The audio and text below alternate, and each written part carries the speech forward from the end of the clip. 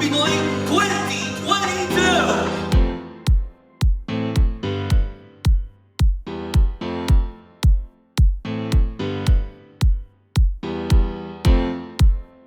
So in today's program, we will learn more life lessons from experts from their own fields and from people who have personally struggled and are surviving the many effects of the pandemic.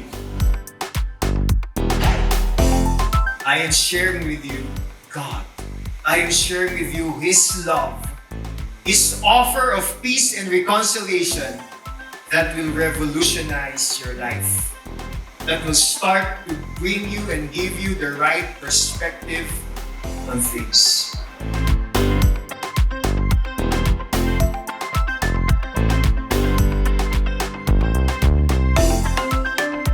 I'm privileged to have had a chance to speak in front of you after Pastor Eric.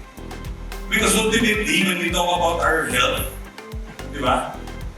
Isn't that the most foundational concept of wealth that we have? As we build that relationship with ourselves, we also, in a physical way, physiological way, we get to lessen the stressors that we put on ourselves as well. So all the negative thoughts that we have against ourselves, those cause stress in our body. And we want to release those. We want to let go of those. Pagkasenso ay nasa kamay mo na, sa akin sumabay at tumindig ka.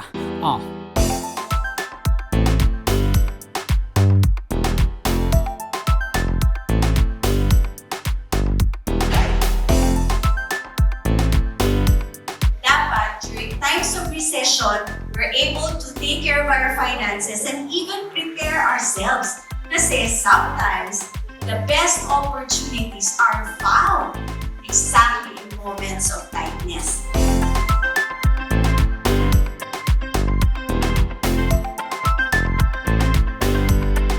And it was also that time in my life na naging mas generous ako sa family. Sa sarili kong family kasi yung pakiramdam ko hanggang kailan ko sila kasama. Losing my mother, hanggang kailan ko kasama ng pamilya ko, I have to give them the happiness that they deserve.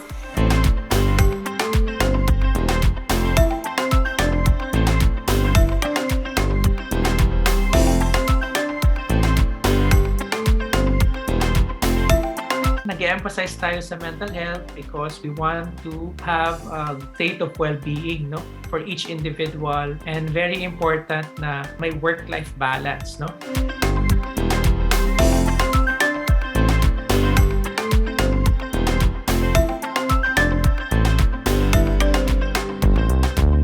We use life to chase wealth, and ultimately we end up using wealth to chase life. And that was what we were doing for 2 years.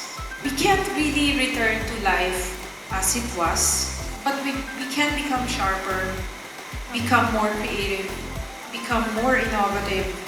With our solutions moving forward, it really is, we change our paradigm of thinking.